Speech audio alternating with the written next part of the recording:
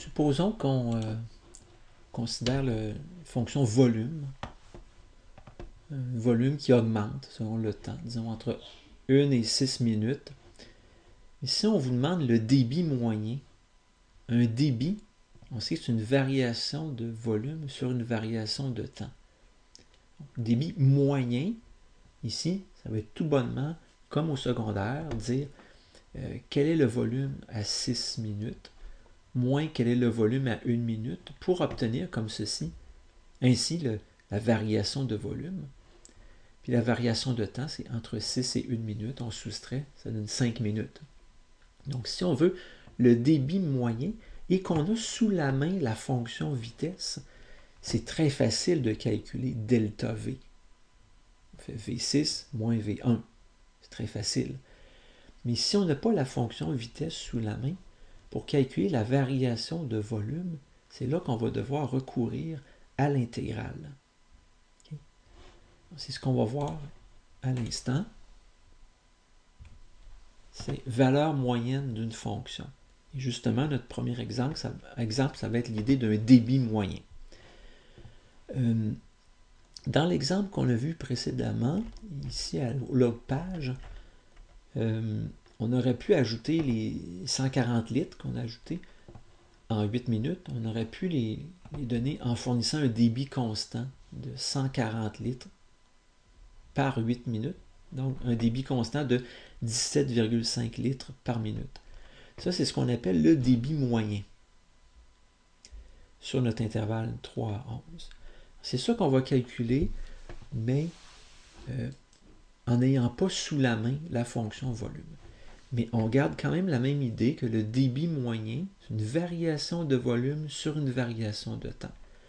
La variation de temps ici entre 3 et 11, c'est 11 moins 3, ça va bien. Mais la variation de volume, elle, on va devoir la calculer comme on a fait à l'aide d'une intégrale du débit. Okay?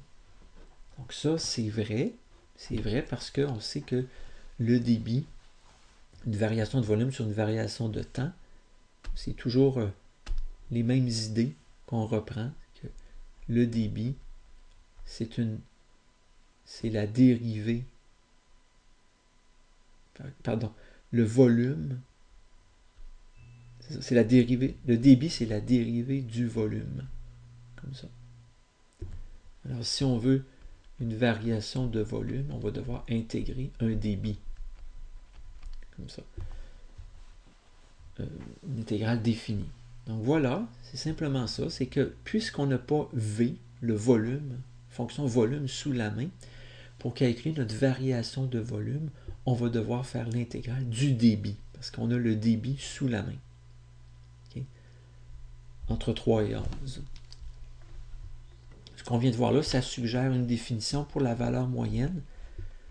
La valeur moyenne d'une fonction f de x, qui est continue sur un intervalle.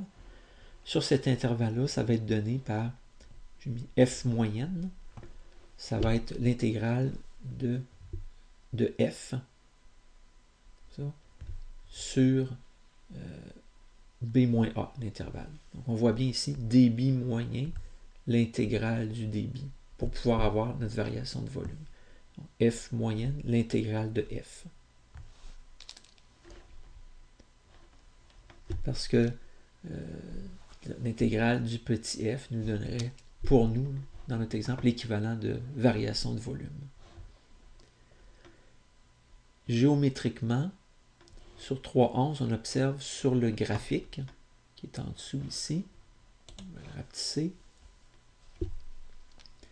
que l'air sous le débit moyen, le 17,5, ici, comme ça, le débit moyen, ce qu'on disait tantôt, si on fournissait un débit moyen, comme ça, toujours le même débit, ce serait l'équivalent de donc l'air en dessous de la courbe, en dessous du débit moyen, ce serait le même que l'air en dessous du grand D, l'air verte, ici. Donc l'air sous le débit moyen, c'est le débit moyen, ici, fois 11 moins 3. Donc la hauteur, le 17,5 fois 11 moins 3, ici, 8. c'est l'air en dessous. Puis l'air sous D, en dessous de D, du débit, c'est donné par l'intégrale entre A et B de notre fonction débit. Puis le débit moyen, justement, c'est l'intégrale sur 11 moins 3. C'est intéressant de voir ça, qu'on a la correspondance ici. Ce n'est pas absolument nécessaire de toujours l'avoir en tête, mais c'est ça quand même l'idée. Votre débit moyen, son air en dessous de la courbe est donné par l'air en dessous de la courbe de débit moyen, c'est le débit moyen fois 11 moins 3. Puis l'air en dessous de dt, c'est l'intégrale. Alors le débit moyen, c'est bien l'intégrale du débit sur 11 moins 3.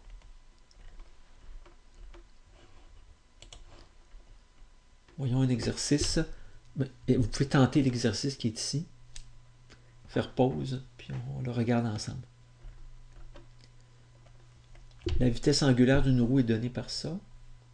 Déterminer la vitesse angulaire moyenne de la roue dans les 10 premières secondes. Réponse en rad par seconde ou en tours par seconde.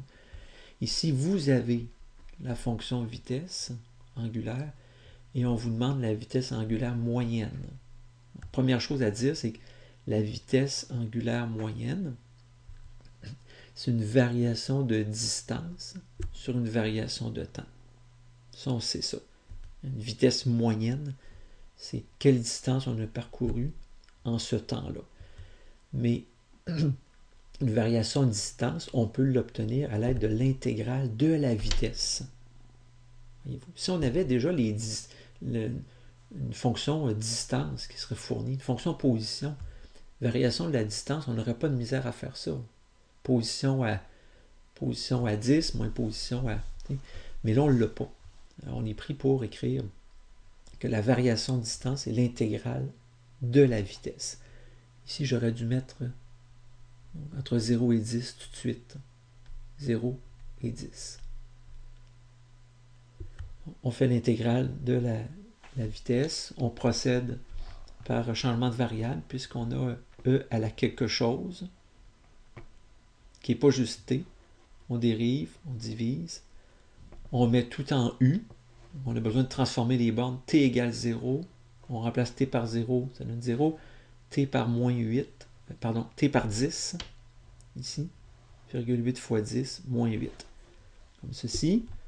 J'ai fait 56 divisé par moins 0,8. Ça donne moins 70. Puis, on a divisé par 10 aussi, qui est 10 moins 0. Ça donne moins 7 ici.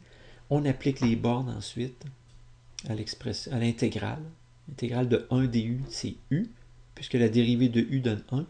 L'intégrale de E à la U du, c'est E à la U. On applique. Vous remarquez ici, la borne supérieure est plus petite. Elle est rendue plus petite que celle inférieure, mais c'est toujours, on applique à la borne la plus en haut sur le papier. U égale moins 8. Moins, ensuite, U égale 0. On trouve ici, on est en radian. C'est une vitesse angulaire qui est donnée toujours en radian par seconde, comme ceci. Si on veut donner aussi la réponse en tours par seconde, on a juste à dire transformer ça en tours, 49 radians par seconde. Si on veut des tours, on dit 1 tour.